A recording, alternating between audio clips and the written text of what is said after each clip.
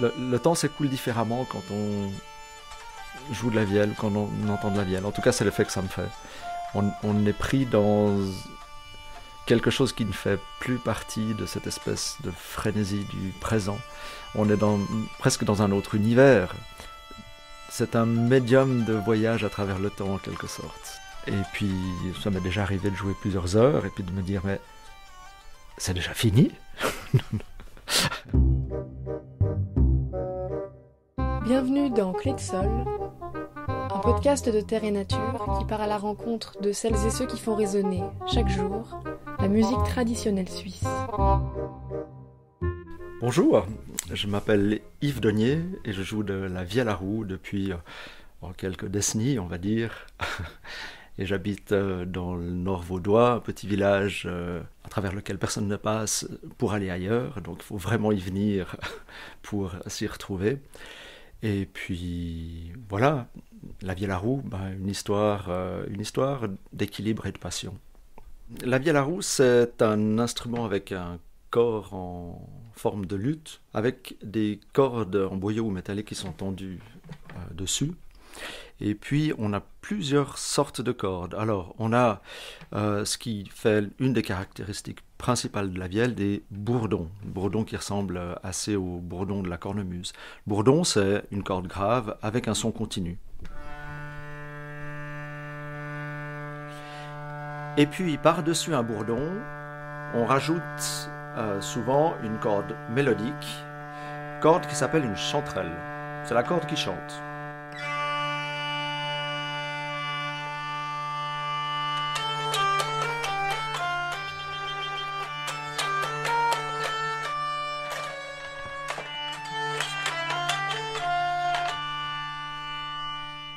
Alors l'histoire de la vielle à roue, c'est une histoire qui remonte à fort longtemps d'une part, alors ça, aux alentours du 11e, 12e siècle, où la vielle ne s'appelait pas vielle, mais organistrum, et c'était un instrument d'église qui servait à accompagner le chant des moines, pour faire très court et très simple. Aujourd'hui, la vielle, il n'y a plus tant de joueurs que ça, actuellement à ma connaissance. Tous ceux qui ont été les pionniers de la vielle à roue en Suisse romande sont devenus âgés ou ont disparu. Et puis dans la relève, la relève est modeste, on va dire.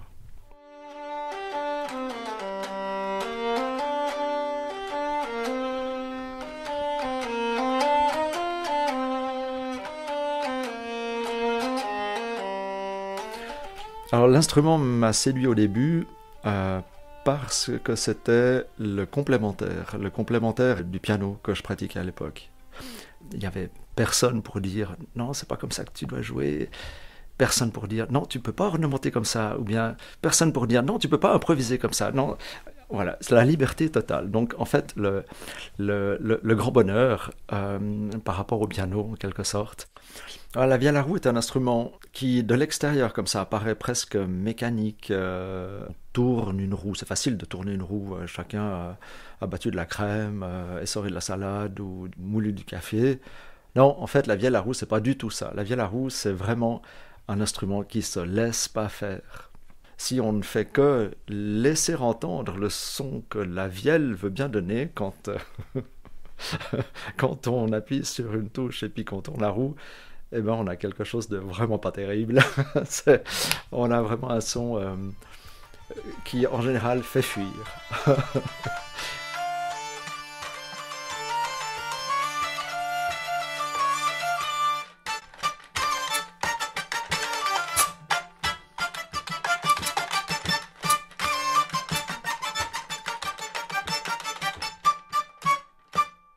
Que fait donc un joueur de vielle en dehors de jouer de la vielle? Jouer de la vielle en Suisse romande, c'est compliqué pour gagner sa vie avec de façon correcte. Moi, ça fait une trentaine d'années que je travaille pour une fondation genevoise qui organise des séjours et des activités, des camps de vacances pour des personnes mentalement handicapées. Mais ça, c'est à temps partiel, bien sûr. Il faut pouvoir se ressourcer en jouant de la vielle, par exemple. La vielle à roue et son archet circulaire, en fait, c'est un peu comme le déroulement du temps. Elle n'a pas vraiment d'ancêtre, elle a toujours existé, puis elle va poursuivre son chemin d'une façon ou d'une autre. On n'est plus dans l'univers d'une sorte de course contre la montre, on est dans un présent intemporel. Et puis ça lui donne une dimension qui, ça je le comprends bien, peut séduire du monde.